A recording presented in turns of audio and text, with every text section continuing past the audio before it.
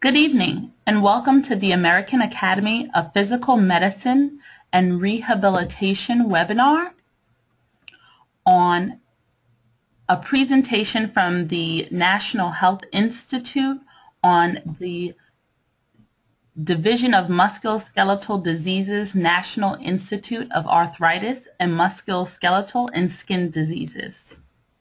Tonight, I'd like to introduce our speaker, Dr. McGowan. She's the Director of the Division of Musculoskeletal Diseases at the National Institute of Arthritis and Musculoskeletal and Skin Diseases, leading a program of research on basic muscle and skeletal biology, orthopedics, osteoarthritis, bioengineering, tissue engineering in regenerative medicine, muscle physiology and muscle diseases, and osteoporosis and related bone diseases.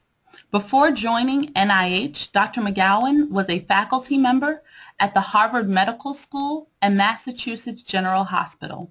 She received training at Cornell University, a master's in nutritional science, and Brown University, a PhD in biomedical sciences. Dr. McGowan has been very active in osteoporosis and women's health activities at NIH, including serving as a project officer and osteoporosis expert in the Women's Health Initiative. Dr. McGowan has also served as a member of the advisory board of the Canadian Institute of Musculoskeletal Health and Arthritis. She serves as the NIH liaison to the National Bone Health Alliance and the U.S. Bone and Joint Initiative. Dr. McGowan, I will turn it over to you now. Thank you very much, Jenny, and thank you to the audience for joining us in this late hour. And especially thanks to the host organization, the American Academy of Physical Medicine and Rehabilitation. And I hope some people from the American Academy of Orthopedic Surgeons were also invited, although I know that their group is in Washington, D.C., experiencing not just that we have bad and snowy weather, but if they're from anywhere else, they realize that people in Washington, D.C. don't know how to deal with the snow. But I hope that the AAOS is having a good visit, and this is their Capitol Hill days. I want to emphasize that we do what we do best in collaboration and partnership with professional organizations like you and your members, and tell you a little bit about where we're going. I'm going to give you a quick overview of NIH and NIAMS, and then I'd like to talk about some research that we're doing. Particularly today, I'm going to focus on clinical research, but we do a lot more than that. But especially, I like to talk about things that have import for patient care, because that's what we hope to be doing, is influencing and impacting actual health. I'll tell you a little bit about what NIH is doing for clinical research of the future, and also something about information for patients, hopefully news you can use. As you probably know, that NIH is the largest source of medical research funding in the world. We mostly do the acquisition and pursuit of fundamental knowledge, but the application of that knowledge to healthy life and reducing illness and disability is an ultimate goal. And we kind of have three prongs: research, training, and information dissemination. And I'm probably going to give short shrift tonight to the training. I won't be talking much about that. As you know, NIAMS is one of this group of 27 institutes and centers, and many of the researchers in your organizations would think of NIAMS as your home, but we have a lot of great partners. And in particular, the National Center for Complementary and Integrative Health, that used to be Complementary and Alternative Medicine, and the National Institute of Child Health and Human Development, particularly the National Center for Medical Rehabilitation Research. The National Institute on Aging is also a frequent partner in many of the things we do. So we have a very collaborative atmosphere at NIH, and you can speak to any one of us and we'll guide you to the right place. You should know that most of the budget that NIH receives isn't spent here in Bethesda, but rather is spent on research all over the country. We have a diverse portfolio of more than 1,000 research projects, and I'm going to be privileged to show you some examples of both our research interests, but also some projects that we think have really mattered in the clinical sphere. When asked, what are our priorities, we really have a very broad set of research interests. We're committed to investigator-initiated research. So we have outlined our research interests in this long-range plan, and I might say that it was developed with a lot of community input, including from AAPM&R and AAOS, as well as other organizations and individuals. So when we ask for input, we really mean it, and we go through everything that comes in. We want your ideas. Even if things are not specifically in this plan, they may be part of our mission, and we'd be happy to talk with investigators about where something fits at NIH. If it's biomedical research, it fits somewhere. I'm not going to be able to devote very much time in this evening's presentation to talking about grants and funding. I know that's what everyone is interested in. We regularly go to meetings and give grant writing workshops and participate in them, and the U.S. Bone and Joint Initiative has quite an extensive grant writing program for new investigators. But I wanted to point out there really are a wealth of resources online, and I'm sure that you also have a wealth of resources at your institutions that are helping you to learn all about grants. You see there's podcasts available.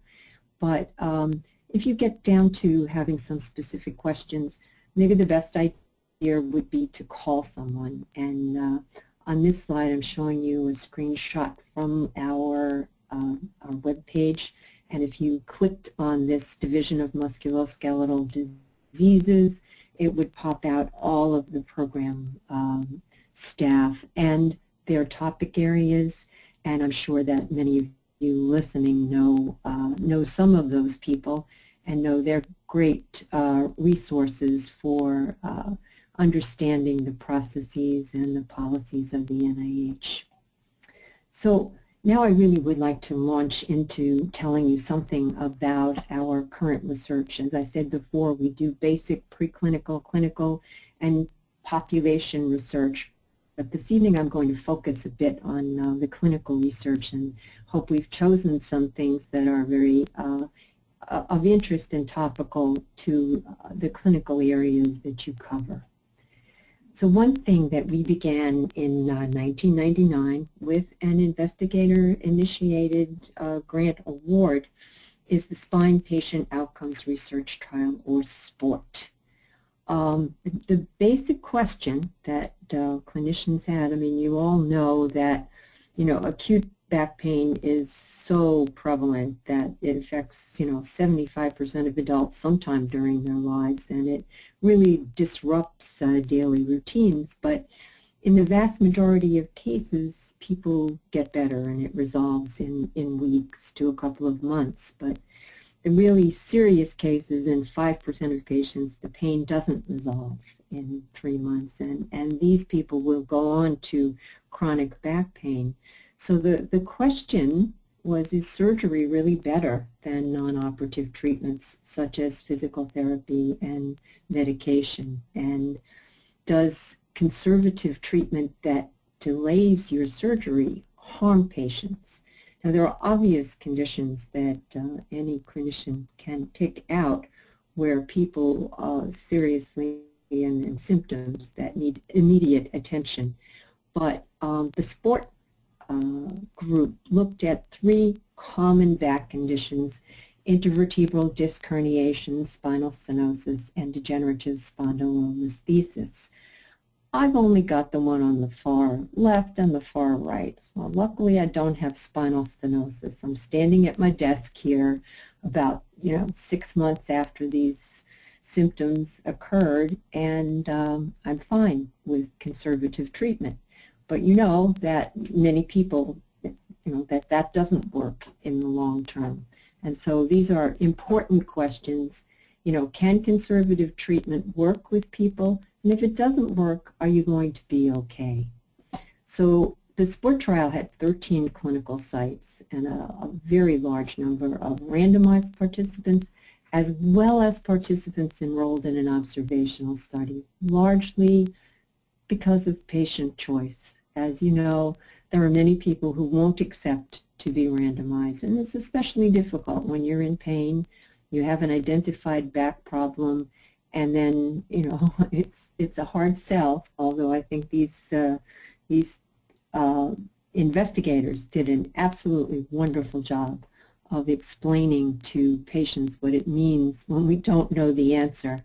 There were a lot of people who opted to go their own way. They went into an observational study. Of course, some of those chose not to have surgery. They didn't want to have surgery, and others chose to have surgery. But they were followed in an observational cohort. Of most value to us was probably those that were in the randomized trial. And you can see here that over the years, we have 2-year follow-up, 4-year follow-up, now some 8-year follow-up, and there have been publications in fantastic journals. But patients coming into you with back pain are usually not comforted by you handing them a JAMA paper or saying, well, this was published in the New England Journal of Medicine. So critically, you want to have some results that can be easily understood by physicians and by patients. And now, the major results here were that at 2 and 4 years, the surgical patients had better function and were more satisfied with their progress than those who didn't have surgery. And now we're following these out for a much longer time. At 8 years, the results on the spinal stenosis show that over time, the benefits of surgery over non-surgical treatments were decreasing with time. But we'll be following these people for a longer time. The second important observation for your patients is that, if they try the conservative treatment and they don't get better after a period of time, they're not subjecting themselves to further harm if they wait and see. They can have surgery after doing a test of conservative treatment. So that's a very important finding for patients. And the SPORT investigators have now been able to put this together they've used their rich database and developed a treatment calculator so that physicians and patients can together look at this and refine it to see, given their diagnosis, one of those 3 conditions, their age and sex, their activity level, what's their current pain, and their overall health, what are the risks and benefits of one treatment versus another. So this is a very important, patient-important outcome from this trial. And many times we don't see our clinical research that's published in wonderful journals getting to the point where there's an easily usable tool to drive clinical care. So this is one we're really very particularly happy with. Another very common condition, and one that's a sports injury as well as something that's happening in older people, are meniscal tears. And this is comparing, again, surgical and non-surgical intervention. Osteoarthritis of the knee is common and often disabling in older Americans. People complaining of knee pain often also have a torn meniscus in addition to cartilage and bone changes, and they have several treatment options, including having the torn part of the meniscus surgically removed before beginning physical therapy. But Dr. Jeff Katz and his group asked the question of whether physical therapy was as good as, and you can see the CBS News headline here says, torn meniscus treatments, physical therapy just as good as surgery. Well, that's a good headline, but it is more complicated. They too had a large number of participants, 351 at 7 medical centers, and they used physical therapy. 2/3 of the participants, physical therapy and surgery benefited about 2/3 of participants equally 1 year after beginning treatment. But 1/3 of the participants in this who were assigned to physical therapy had surgery because their condition didn't improve. And so this is a very important part of the study. And you see on the left side, this is intention to treat.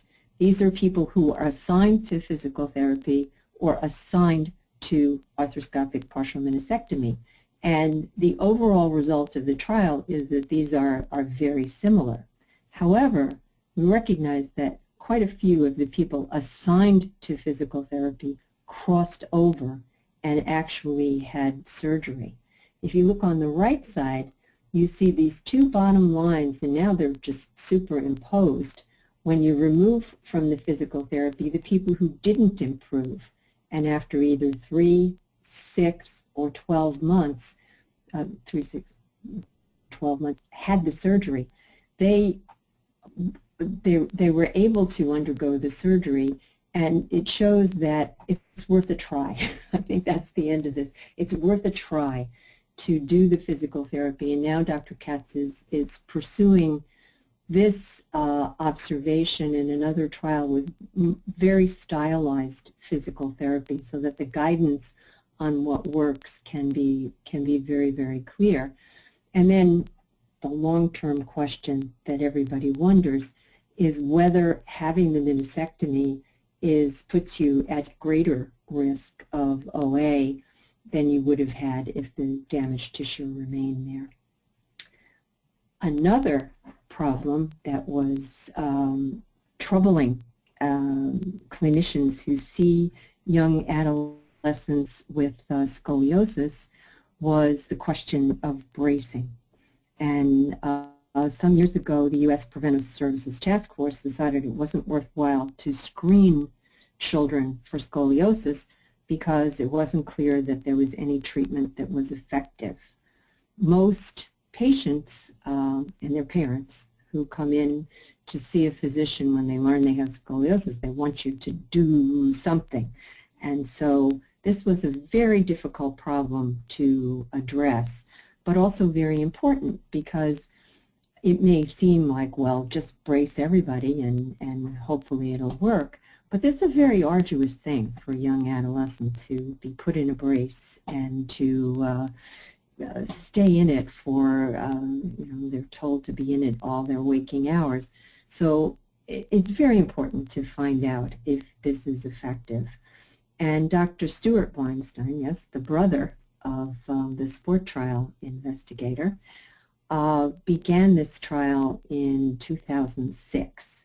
And it was a very difficult sell because, as I said, the patients and particularly their parents, many of them opted to have the brace and not to be randomized. But he did get 155 into his randomized cohort, and the monitoring they had mild curves. Of course, those who had a very serious curve would have been sent to surgery. But this was looking at the progression of curves in these patients with mild curves. Do the curves get worse, and does the bracing help? Treatment would be considered successful when a curve progressed, unsuccessful, I'm sorry, if a curve progressed to 50 degrees, and then treatment would entail surgery. And treatment was a success when the child reached finished their growth curve without that degree of curve progression. And in January of 2013, this trial was stopped early after finding that bracing significantly reduced the curve progression and the need for surgery was taken away. I think you can see on this, the other aspect of this is that the longer the adolescents wore the brace during the day, the more successful it was. The results are really clear. Wearing a brace more than an average of 13 hours a day was associated with a success rate of 90 to 93%. So this suggests that we do have something to do for children diagnosed with mild scoliosis, and that bracing can be effective, and it may be a reconsideration of whether there's enough evidence to recommend not just bracing, but perhaps screening.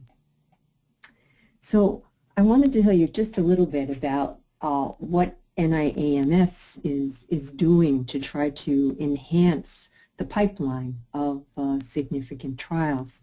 Since about 2011, we have begun to develop a pathway to enhance and fill the pipeline of significant trials. And so we have an internal review group that reviews all of the applications, and that's quite an asset because they're dedicated to ascertaining, what is going to be effective in moving things along to the translation to clinical medicine. So we are supporting both small exploratory clinical trials as well as observational studies that are filling in data that we need to have before we can implement a full-blown trial. And also before implementing the trial, we're providing support for trial planning.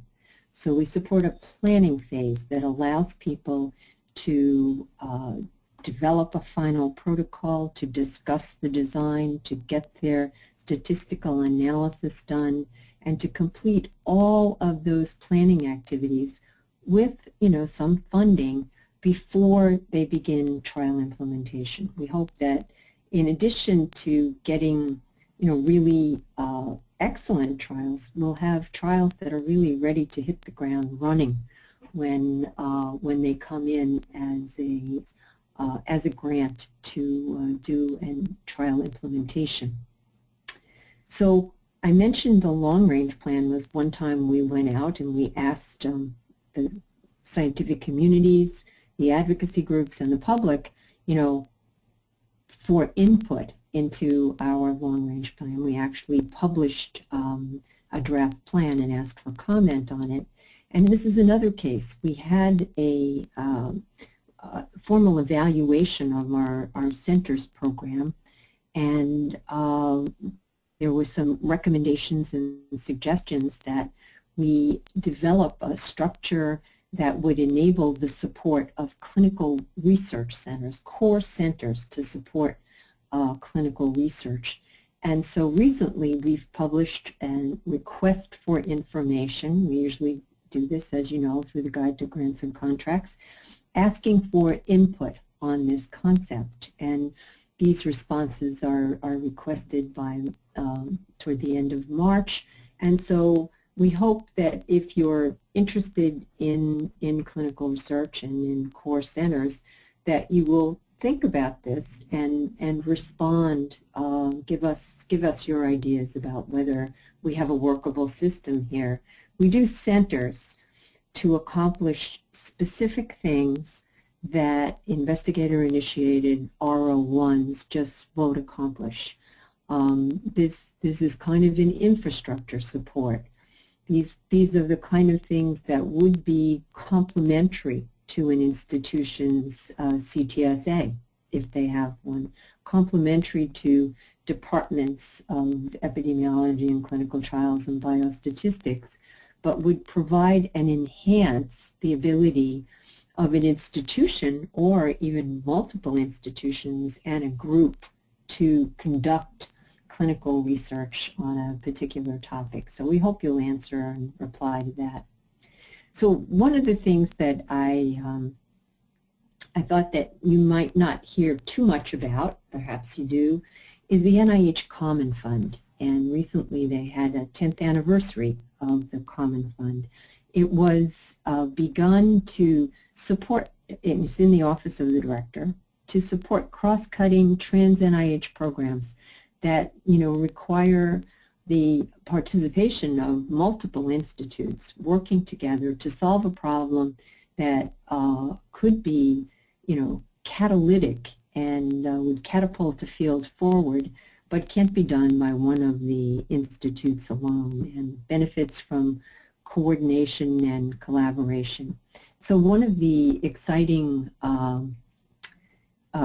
Common Fund activities led by NIAMS, by my colleagues in the Division of Skin and Rheumatic Diseases, is the, I opened the, it wanted to open a website there, and it did open a website. I think it closed now. It enables, not only in research, but now moving into clinical medicine, enables the testing of patient-related outcomes, and in physical health, mental health, and social health. This is particularly important in musculoskeletal health, because in musculoskeletal health we have many pain, fatigue, sleep, mobility, dexterity issues. And in research, measuring these things in a very structured way, getting the patient's responses before and after an intervention, is critically important in research, but it's going to become more and more important in the practice of medicine. And I think that these are beginning to make their way into electronic medical records. They're going to be enormously important for value-based medicine. We're very excited because a lot of our federal partners are beginning to incorporate PROMIS. The Food and Drug Administration, CMS is discussing PROMIS instruments as quality performance measures, and PCORI, the Patient-Centered Outcomes Research Institute, is they've sponsored a workshop on this, and they're looking to incorporate this into the studies that they fund, as well as a lot of interest and work in the Department of Defense. So this is something that the NIH Common Fund did that now is, being carried forward out of the Common Fund and hopefully into medical practice. So we're very proud of that one. And in medical, there are opportunities. There's a PROMIS website, and you see PROMIS for clinicians. So it is very possible to begin to incorporate these kind of things into your practice. They're very, very important in physical medicine and rehabilitation. As I said, patients are not really happy to be told your vitamin D went up, but you don't feel better. So this is a way for measuring really how does the patient feel and function. And this has gotten to be tremendously important, and we think this tool is really going to revolutionize the way we collect that information. So what else is NIH up to? Well, I think you may have heard that there's a couple of issues that we've been dealing with on reproducibility and sex differences.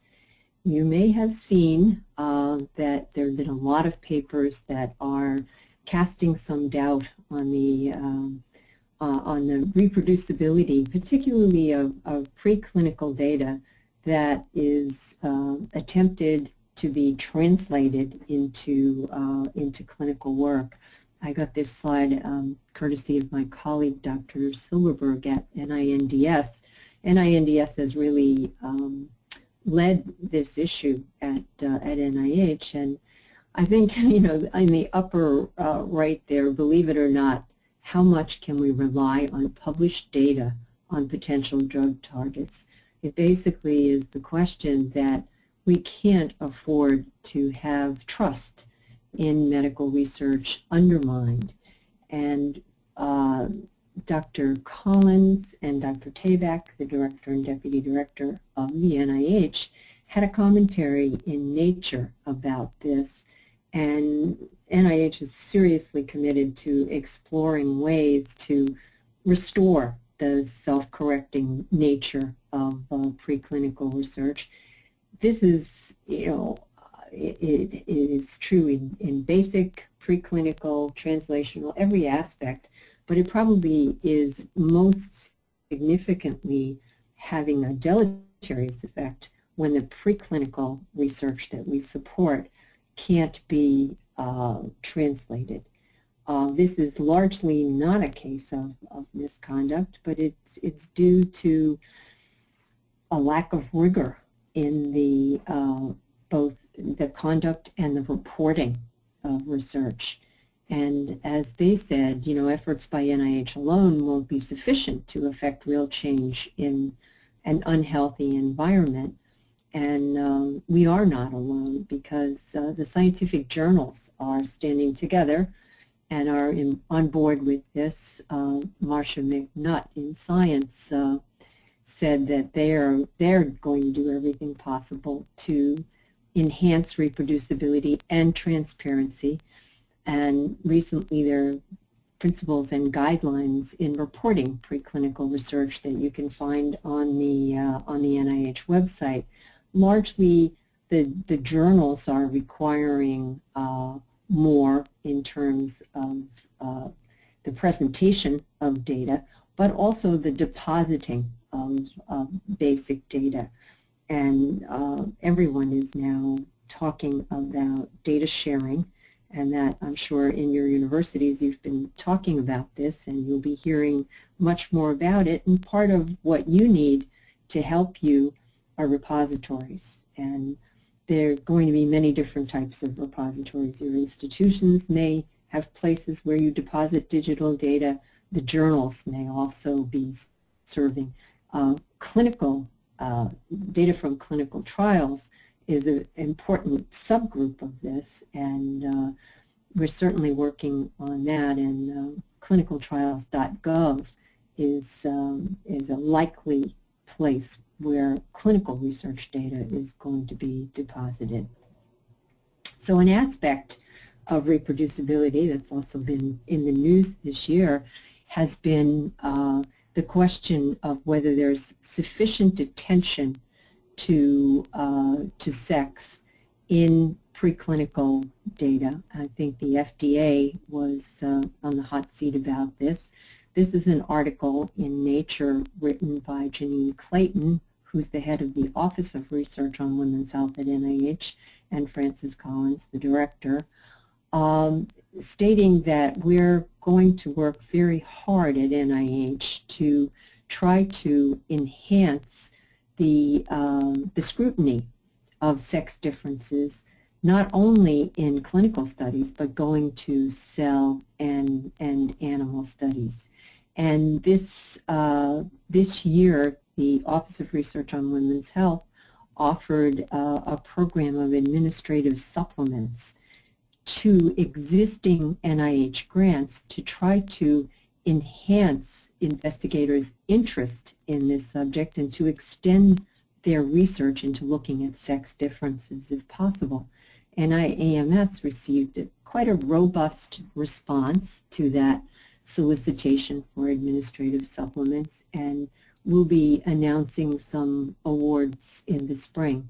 And it was very gratifying to see the research applications we received were all over the map, from bone research to rare muscle diseases to ACL injuries. It was, there's a lot of interest in this, and I think that the Office of Research on Women's Health is really stimulating something important.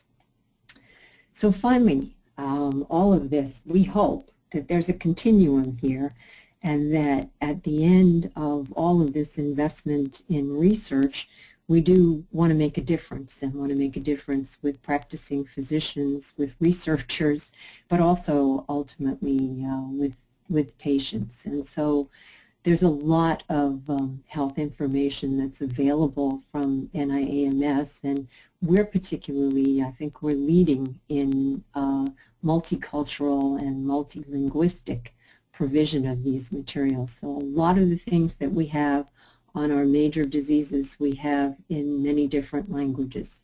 And in addition to our website and our clearinghouse, there's also an NIH Osteoporosis and Related Bone Diseases National Resource Center.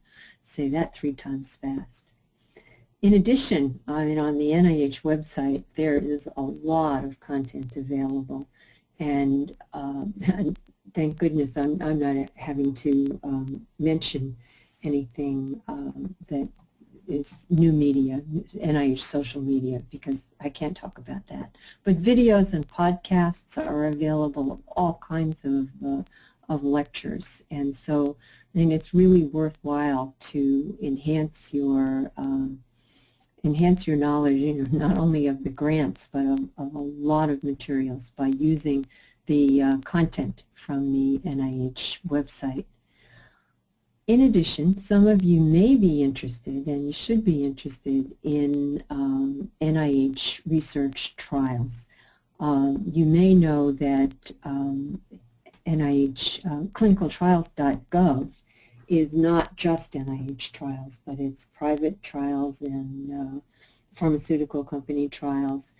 And I think it's a wonderful source and tool for clinicians who might be interested. Is there a clinical trial in something, so you can talk to your patients. But now the NIH has developed a site for patients, and I think it's so important because it's important to us that we have these volunteers who will participate in clinical trials, and I think they're usually sitting in a doctor's office. If you're hearing about a clinical trial for the first time and you have no experience with it, it doesn't sound very appealing.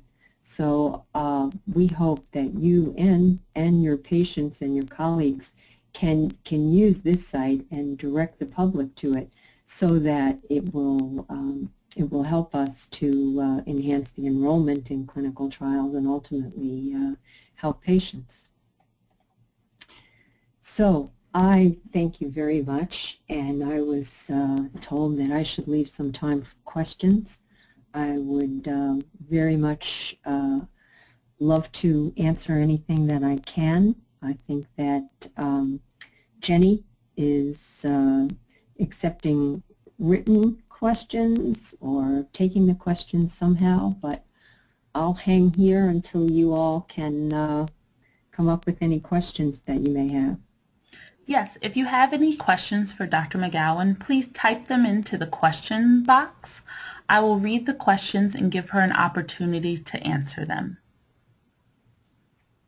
Dr. McGowan will give the audience a few moments to type their questions, and then we'll start the question and answer session.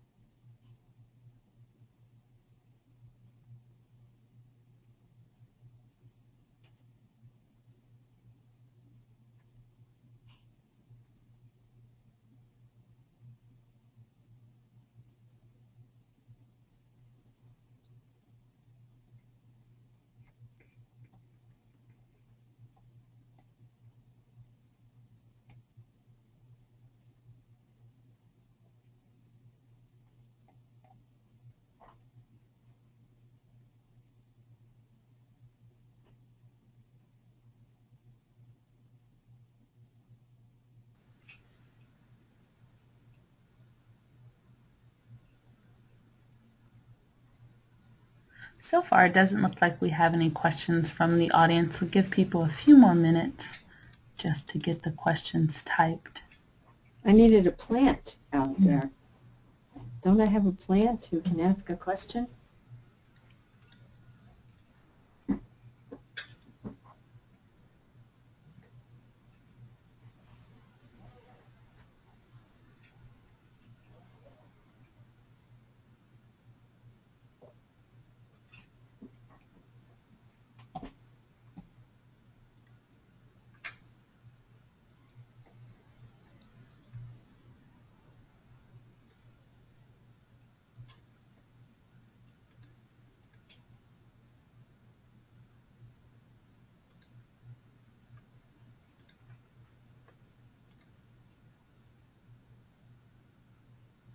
Well, people can certainly find us by looking at the NIAMS website, and anything certainly I Here we didn't go. cover. We have some questions here. We have a question from the audience. What are opportunities for collaboration within an institution? Would that be encouraged? I think absolutely. That isn't something that NIH does very much to fertilize, but I would certainly think if I was giving career advice, I would say collaborate, collaborate, collaborate. We really are very impressed by people doing multidisciplinary and transdisciplinary research. That's where a lot of the pay dirt is going to be. So getting together with those people down the hall who do inflammation research and trying to apply that to your bone can do nothing but enhance your career and your research profile. The next question is, we are a small solo PM&R office. Would we qualify to participate in an NIH study? Yes, I would say you'd have to partner. And in that sense, NIH is not finding your partners. But I think that efforts by the new PCORI, there's a lot of interest right now in doing what's called pragmatic trials. And pragmatic trials are ones that are not so much conducted in academic institutions that, the studies have been criticized because they're not real patients. So it's not true, but they're very, very rigorously controlled.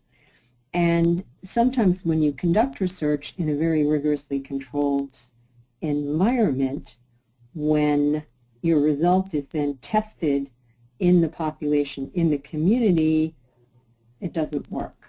So there's a lot of interest in conducting pragmatic trials where patients are seeing their own physicians and they're enrolled in a trial and followed for outcomes without very much intervention. If we are doing a randomized clinical trial of, say, vitamin D in an academic institution, there'll be a lot of contacting the patients, calling the patients, doing everything you can to try to get them to take the supplement. But if you're doing a pragmatic trial, the physician puts them on the supplement and then, measures their health outcomes. So I think if you're interested, there are ways to get involved and get engaged. And you may know that the National Health Service in Great Britain very much runs their clinical trials this way. They're done in practices. And it gives you sometimes a messy but a real-life answer. Because the answer is not, it's complicated by the fact that patients don't comply with medications or interventions. But it gives you the answer of whether this will work in the community. Okay, and the next question is, prior to applying for an R34, is it necessary to receive an R21, or is this something that should be discussed with a program officer? Yes, it probably is specific enough to need a program officer, but a planning grant, an R34 is generally a planning grant, and it doesn't require that you have a grant from us to do something. But if you were planning a clinical trial, you have to have the preliminary data already collected. So that's why there's a little bit of a connection, because sometimes people use an R21, another grant mechanism, to get preliminary data, and when they have enough to plan the next step, then they would get a planning grant. I'm not sure if I answered your question, and if I didn't, you probably could better explain yourself to a program director and get a much better answer.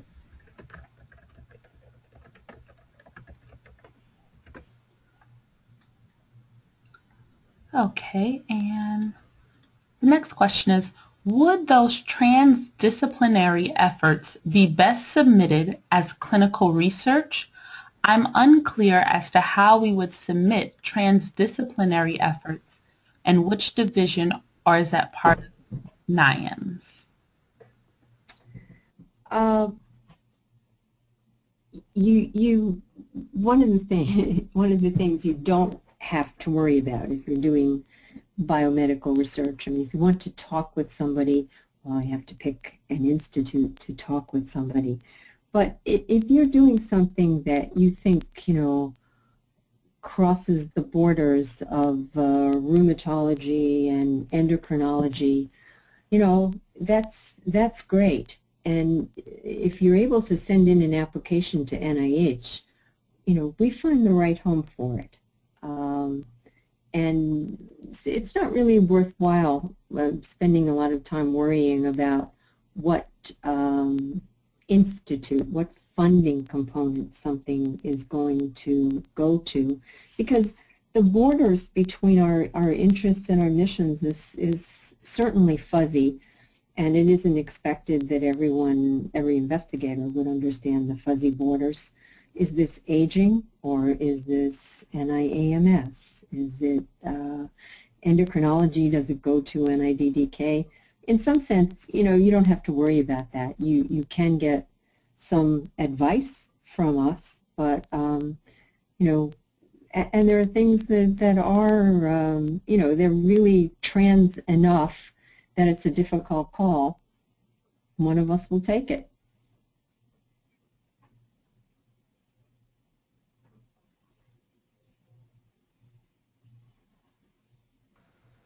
If there are any more questions at this time, please feel free to type them into the question box. If not, Dr. McGowan, if people have additional questions later, may they contact you at the email address that you have on the screen? Sure, that would be fine, as long as there are not 1,000 of you on the line. But yes, I can use all the brains that are around me and in the office who are not here at 8 p.m. Okay, great. It looks like those are all the questions that we have for this evening. Dr. McGowan, the AAPM&R would like to thank you for taking the time out to do this webinar this evening. We appreciate all of your time. Well, thank you. It's been fun. Thank you very much, and everyone have a great night.